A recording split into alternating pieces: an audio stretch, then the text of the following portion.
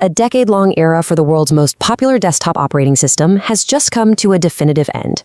But what does the death of Windows 10 actually mean for the computer you're probably using right now? Okay, so let's get right to it. After more than 10 years as the undisputed king of desktop operating systems, Microsoft is officially ending support for Windows 10. The big day is October 14th, 2025. So what does that actually mean for the millions, and I mean millions of people still using it? You hear this phrase, end of life, and it sounds so dramatic, right? So final. But what does it really mean in the real world for you and your computer? Honestly, it's way simpler than it sounds. It just means your operating system isn't going to get any more official updates from Microsoft. No new features, sure, but way more importantly, no more security patches. Your computer is basically going to be frozen in time. So let's be super clear.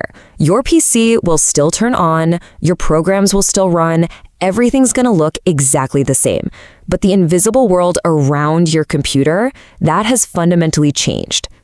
Think of it like this. Microsoft has been the security guard for your digital house. They're constantly walking the perimeter, checking for broken windows, and patching any holes they find. Well, as of that date, the guard has clocked out. For good. They're not coming back. And any new vulnerabilities hackers discover from that point on, well, those holes are just going to stay wide open. Now, the obvious solution, and the one Microsoft is pushing hard, is to just upgrade to Windows 11. But for years now, users have had some very, very mixed feelings about it. It's been pretty controversial. You know, right from the get-go, a lot of people genuinely loved the visual overhaul. It just felt more modern, cleaner. A nice break from the kind of boxy, sharp-edged look of Windows 10. And today, those early complaints about lag and instability are pretty much a thing of the past. The system has really matured. In fact, a lot of professional video editors who were skeptical at first now say it runs great. And for gaming, it's totally optimized. But that positive view definitely isn't universal. A lot of people's first impressions weren't so hot, and those memories, they tend to stick around.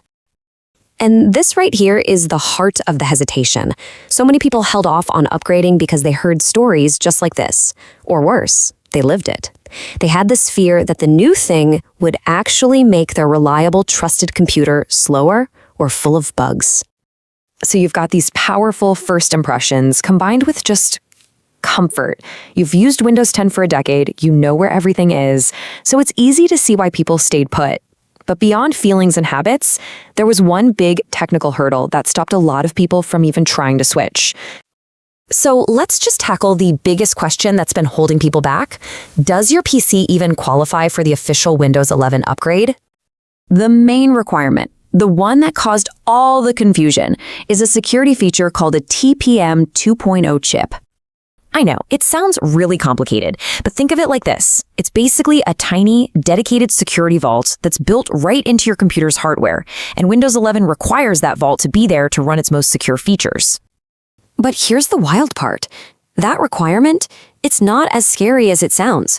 Pretty much every computer sold since 2015 already has this chip. So if you bought your machine in the last, say, 7 or 8 years, the chances are incredibly high that you're totally ready to go. So here we are. We know the security risks are now very real, and we know that your PC can most likely handle the upgrade. So the crucial question is, what should you actually do? Well, here's a simple way to figure it out. It all comes down to risk. If you use your computer for work, for your business, for anything involving financial data, the risk is high. You should upgrade immediately. For general stuff like gaming and web browsing, it's a medium risk, but upgrading soon is still the smartest move. But hey, if your PC is mostly offline and you just use it for simple tasks, then staying on Windows 10 is a genuinely low-risk option. At the end of the day, you can keep using Windows 10 just fine, but you have to understand you're now the one who is personally responsible for navigating a much riskier online world. The question is no longer about when Microsoft will act to protect you, it's about when you will act to protect yourself. If you enjoy this video, please like, share, subscribe and hit the bell to the later update from my channel. Thank you for watching till the end and see you in the next video.